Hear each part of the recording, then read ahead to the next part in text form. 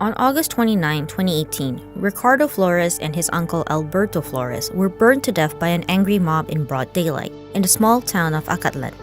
Their last moments were filmed and live-streamed on social media by the mob that believed that the Flores were child abductors involved in organ trafficking, all based on a WhatsApp chain message that was spread among the community.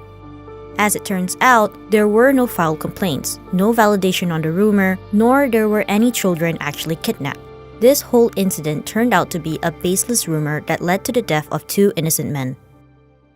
Earlier this year, a study found that people older than 65 are likely to share fake news more frequently than any other generation, and this demographic cohort is likely to be our parents.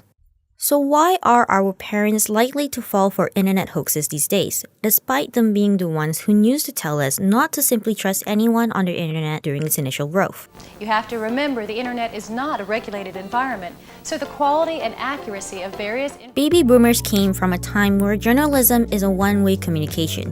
It was a period where TV and newspapers were the only source of new information that was made available globally. This form of media is built upon many years of trust, and that same trust is applied to their consumption of news on the internet. Since a good majority of boomers started casually using the internet fairly late in life, naturally, they do not possess the fundamentals of digital media literacy to determine the credibility of any news that they read online. That means they are likely to be more unaware of the bad alleys of the internet, even on the surface web alone, which could contribute to misinformation among their peers. This inability could also potentially lead to a phenomenon that is virtual laziness.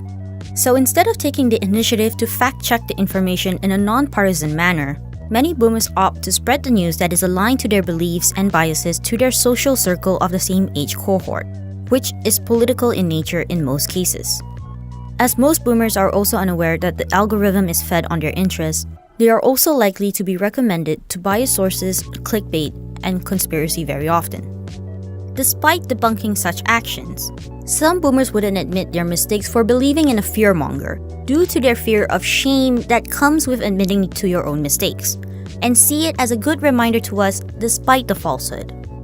As the spread of misinformation rises, countermeasures are being taken by communities, social media, and messaging app developers, as they have some of the biggest user base among most online platforms. By providing digital literacy programs and automated features to their medium, it encourages readers to be skeptical until proven, rather than falling for cyber propaganda. As most of us are adapted to the internet at a very early age, it is best we could share the basics of separating genuine and fake news to our parents, as fake news can lead from innocent fun to a serious national threat.